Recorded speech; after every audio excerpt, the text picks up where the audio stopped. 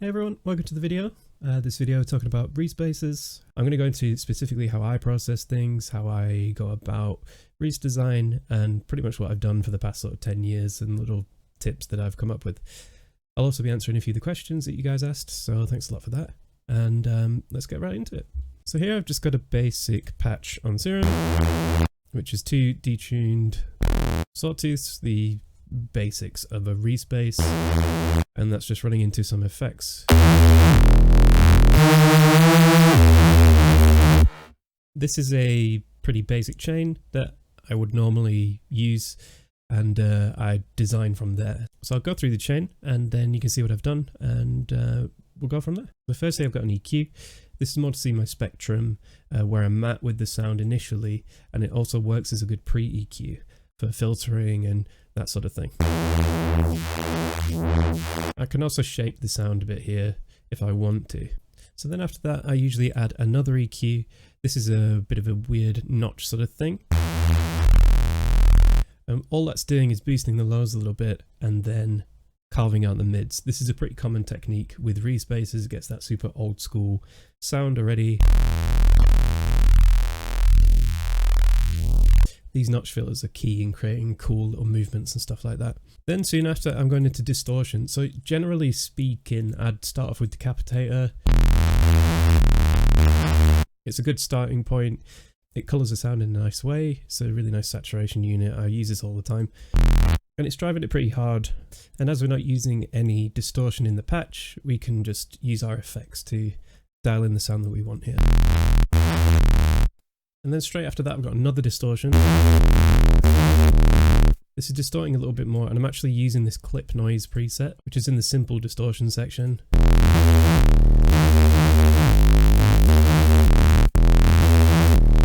I'll mostly use a combination of Decapitator and Rift when I'm designing basses these days, but I'm not always limited to that. If I'm wanting something more aggressive, I'd usually use something like Trash 2, and that would open up more possibilities for like multi-band distortion. After that, we've got another EQ. This is just to shape the sound again after the distortion. So we can control any nasty like high end, or we can even add more filtering here if we want to. But this is just a way of mixing the sound after we've distorted it. I've not done anything here yet, but this is just to show what the chain would normally look like. Soon after, I've gone for a disperser. So I've probably gone a bit too hard on that, so this is just to add this kind of rubbery texture to it. I do this quite a lot, and there's a few plugins I recommend for this kind of thing. So disperser is obviously really good. It's kind of like an all-pass filter, and it's just giving it that nice rubbery texture, like I say. Another one that I've been using recently is actually Melda vocoder. So if I turn up the whitening and turn down the ratio a little bit,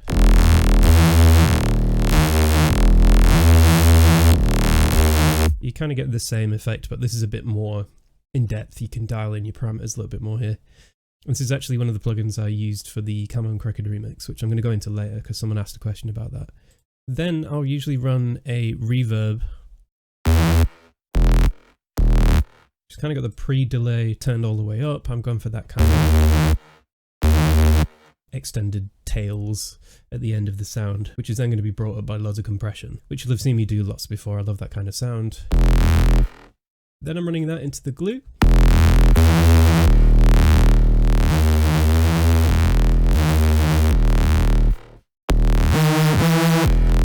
So it's hitting it pretty hard. So when compressing Reese bases, I like the sound of the quick attack on the initial start of the note. Just that little bite. So you can do that by just having a medium slow attack and then a pretty quick release. Whereas if I bring the attack all the way down and the release all the way up, the initial attack of the sound is a lot smoother. Here you got a more aggressive sound.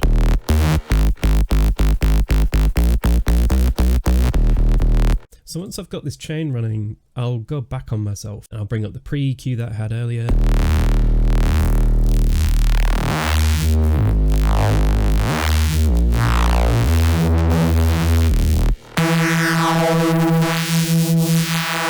by moving this EQ point around, I'm creating a lot more movement for the sound. And that's the key, I think, when it comes to cool Reese basses, is movement, is creating a lot of interesting textures and movement within the sounds. So you're not just listening to this.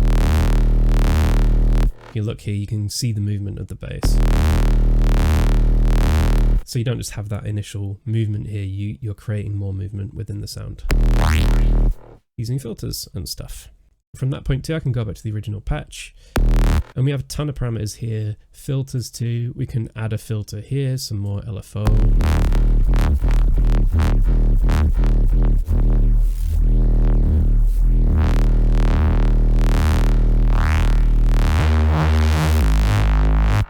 We can maybe add some frequency modulation.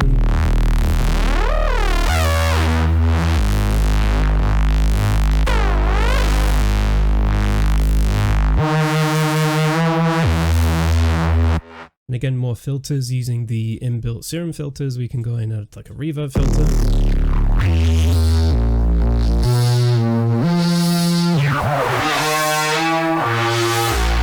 You can get super crazy with it and start designing from there. From that point, I'll just sit and record. I'll play around. Once I've got a sound I'm happy with,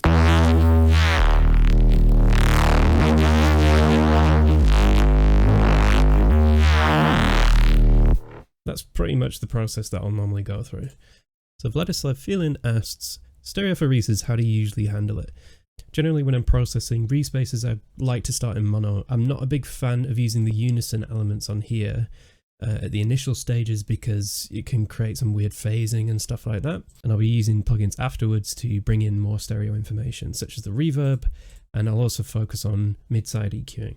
So when I've got too much, say for example, I have this sound, where it's got a ton of that low-end information, what I'd normally do, I'd load up some mid-side EQ here, I'd cut out all of that low information up until about the mid-range, like 300, 400.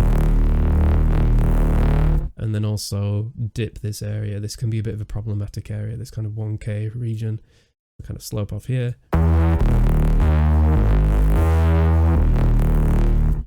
But more often than not, seeing as I'm working in mono, I don't have to really deal with those issues. But this is how I would deal with that. Another great thing for movement is to add phasing and distortion, but that can also bring in a lot of unnecessary, unwanted side signals. So for example, if I use this oligarch, which is a really cool phasing unit, which I've used for a long time,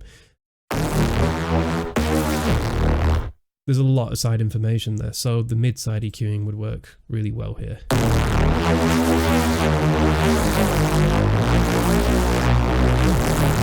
But the trouble is, as we're adding phasing, we're creating phasing in the low end here too, so we're losing a lot of that, the impact. So in a situation like this, instead of using oligarch, I'd probably use a phaser or a flange filter within Serum.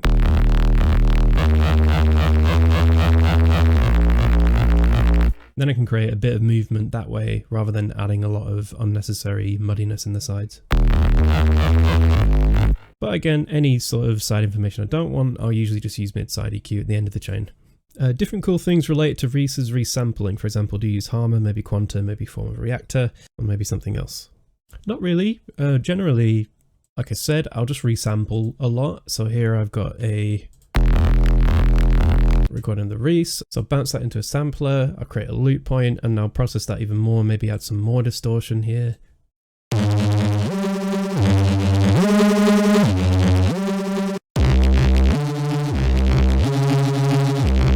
A lot of this is an old technique, it still works really well, and it just allows you to consistently be moving on in stages past a sound.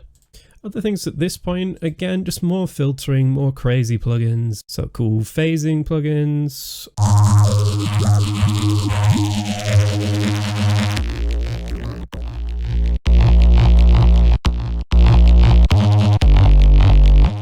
So here I've just drawn in a melody and added some phaser.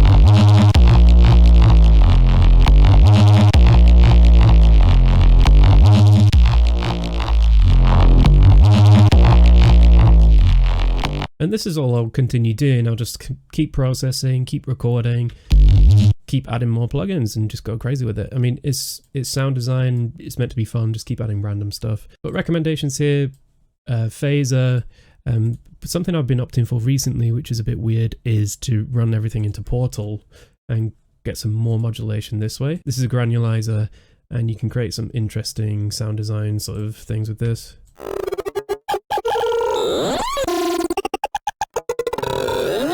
You know, that's not a Reese bass, but there you go. You know, you've got some cool other sounds to work with at that point. So in terms of custom waveforms for Serum, I don't really focus on that. I generally just use the inbuilt waveforms, and often I'll use the massive wavetables, which you can load into Serum. But my favorites are the Scrapyard and the Kangaroo waveforms.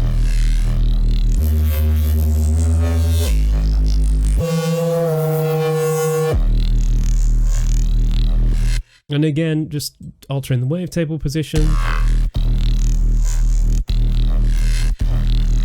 and playing around with the fine tune of the oscillators.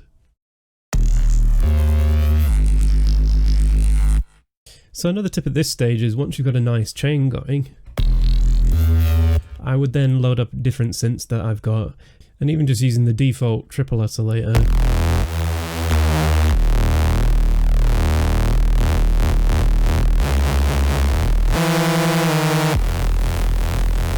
Some of the plugins which I've used a lot are Repro 5. I really like this plugin for cool Reeses and stuff like that.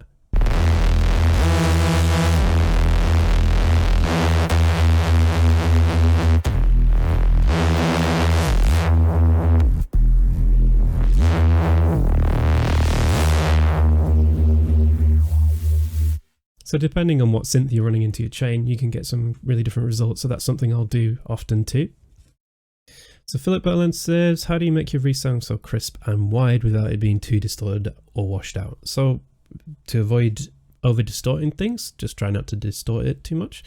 You can usually tell when the sound's kind of falling apart. What I tend to do is process the whole sound as one, which isn't always recommended if you're looking for a very clean low, mid and high region. So what a lot of people will do is they'll split off their low end and then mid range into separate bands. So for example, this sound earlier, this sounds fine to me, but if I was looking to clean up the low end a little bit, what I do is just cut out the sub and then I'd layer that with a clean sine wave sub. So for example, this basic sine wave, which I've just sort of saturated a little bit and layered with the sound.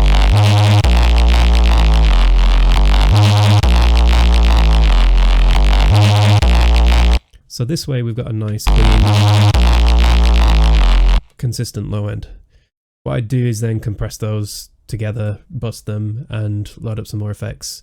But for stereo image, like I was saying earlier, I'll just focus on mid-side EQing. So this can work the opposite way. Instead of taking out frequencies in the side, so you can boost frequencies as well.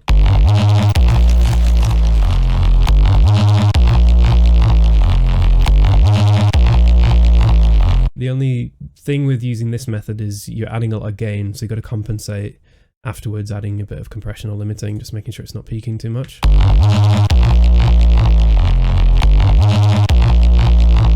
Then I'd have something like Isotope's Imager here. This can add a bit of width and take away some of the low end. I usually run this in the master channel anyway.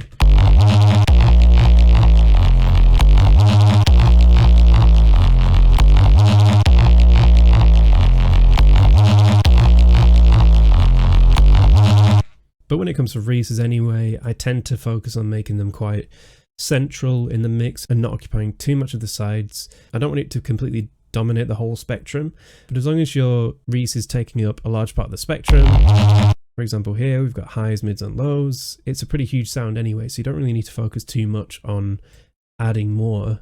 Usually it'll be a case of just layering more panned elements in your mix when it comes to that stage.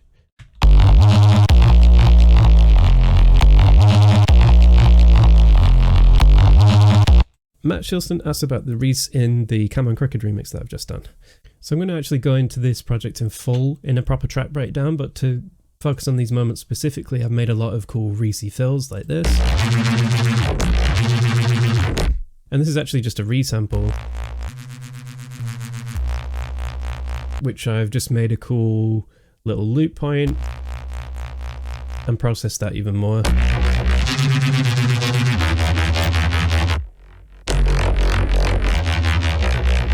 All I've done is just a bit of distortion, a little bit of oligarch on there too.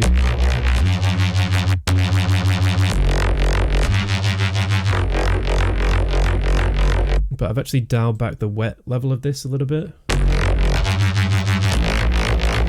There's a little bit of reverb on there, and then mvocoder, which is adding that.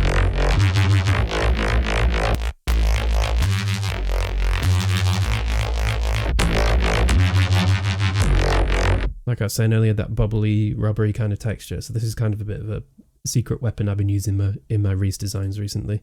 And then after that, just a bit of Ozone's image, just spreading a few of the bands, the mids and the highs a little bit. And then some compression. And then finally a bit of EQ at the end. So I'm just dialing back a bit of the sides, like I was saying earlier, and boosting the mids a touch.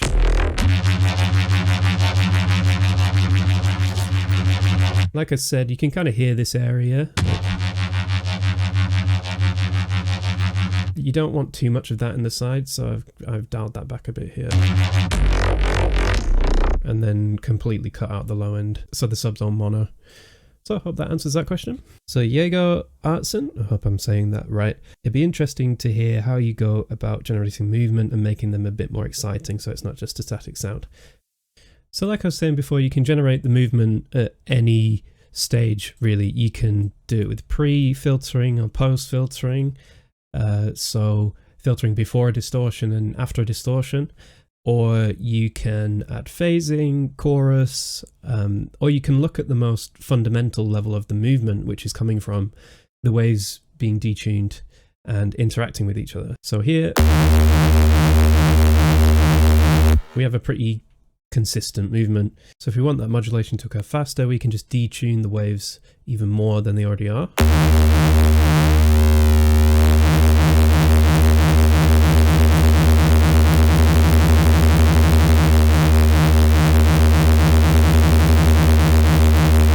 And this isn't something that necessarily has to stay static either. You can add an LFO to this and move this pitch around.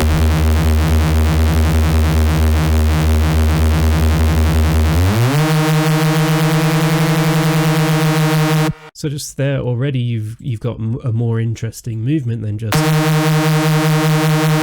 we now have.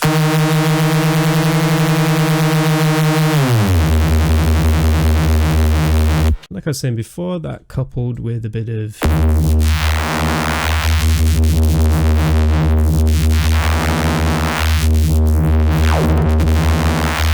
just some filtering that way. So what I do here is just draw in a couple of notes. I put this into the playlist and then I'd start adding automation clips on my filters and EQs and stuff, like so. And then you can draw in cool little automations.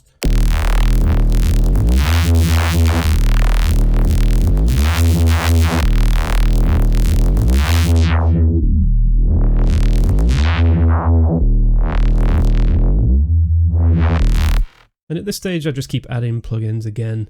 Like my other sound design sessions, I'll just use this as a starting point, hit record, add plugins, play around, tweak parameters, and there you go. That's pretty much it.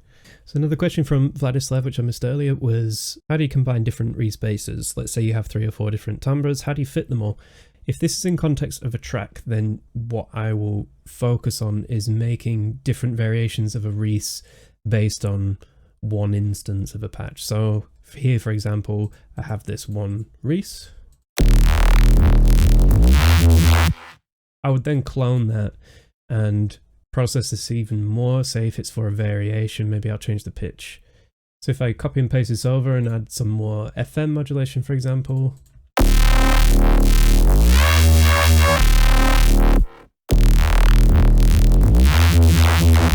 You can hear those two variations are linked in some way.